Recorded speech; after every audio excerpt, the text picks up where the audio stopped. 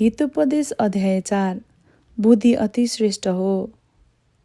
हे मेरो छोराहरू हो, आफ्नो बाबुको अर्ती सुन, यसमा ध्यान देऊ र समझ शक्ति प्राप्त गर। म तिमीहरूलाई उत्तम शिक्षा दिन्छु, यसै कारण मेरो अर्थीहरू नत्याग।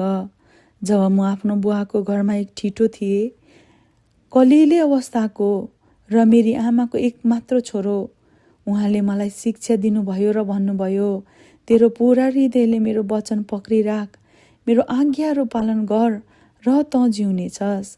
बुद्धि प्राप्त गर, समरशक्ति प्राप्त गर, मेरो वचनहरू नबिर्सी र तिनीहरूबाट तर्किएर नजा। बुद्धिलाई नत्याग र त्यसले तँलाई सुरक्षित राख्नेछ। त्यसलाई प्रेम गर र त्यसले तँलाई हेरचाह गर्नेछ। बुद्धि अति श्रेष्ठ हो, त्यसैले बुद्धि प्राप्त गर।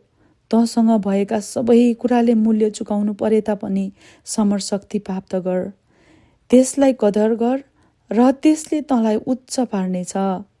त्यसलाई अँगाल र त्यसले तँलाई आदर दिनेछ। त्यसले तेरो शिरमा अनुग्रहको माला पहिराइदिनेछ र महिमाको शिरपेच प्रदान गर्नेछ। सुन, हे मेरो छोरो, मैले भनेको कुरा ग्रहण गर र तेरो जीवन दीर्घायु हुनेछ। म तँलाई बुद्धिको बाटो सिकाउँछु र ठिक बाटोमा डोर्याउँछु। तँ हिँड्दा तेरो पाइलाहरू अडिने छैनन्, तँ दगुर्दा लरबरिने छैनस्। अर्थीलाई समाति राख, त्यसलाई उम्कन नदे, त्यसलाई राम्ररी पालन गर, किनकि त्यो तेरो जीवन हो।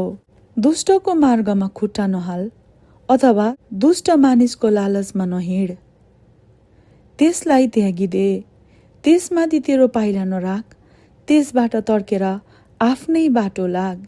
किनकि दुष्टहरू खराब काम नगरुन्जेल सुत्नै सक्दैनन्, कसैको पतन नगरुन्जेल तिनीहरूलाई निन्द्रै लाग्दैन। दुष्टता तिनीहरूको भोजन र उपद्रव तिनीहरूले पिउने पदार्थ हो। धर्मीको चाल प्रभातको प्रथम चमक जस्तै हो, त्यो मध्य दिन नहुन्जेल झन चहकिलो हुँदै जान्छ। तर दुष्टको चाल चाहिँ घोर अन्धकार जस्तो हो, केले आफ्नो पतन हुँदैछ सो तिनीहरू जान्दैनन्। ए मेरो छोरो, मेरो कुरा ध्यान दे, मेरो वचनहरू राम्ररी सुन, ती तेरो नजरबाट उम्केर जान नदे, ती तेरो हृदयभित्र राखी छोड। किनभने मेरो वचन पाउनेको निम्ति त्यो जीवन हो र त्यसको सारा शरीरको निम्ति स्वास्थ्य हो। सबै कुरा भन्दा बढी आफ्नो हृदयलाई सुरक्षित राख, किनभने त्यो सारा जीवनको मूल हो। कुवाक्य तेरो मुखबाट परै रहोस्, भ्रष्ट कुराकानी तेरो ओठदेखि टाढै रहोस्। तेरो आँखाले तेरो अघि सिधा हेरोस्, तेरो अघिल्तिर सोझै एकटक लाएर हेरोस्। तैँले पाइला चाल्नलाई नैतिकताको मार्ग तयार गर र ती मार्गहरू मात्रै अपना जुन निश्चित छन्। देब्रे दाहिनेतिर नलाग, सबै दुष्ट कुराबाट आफ्ना खुट्टा अलग राख। आमेन।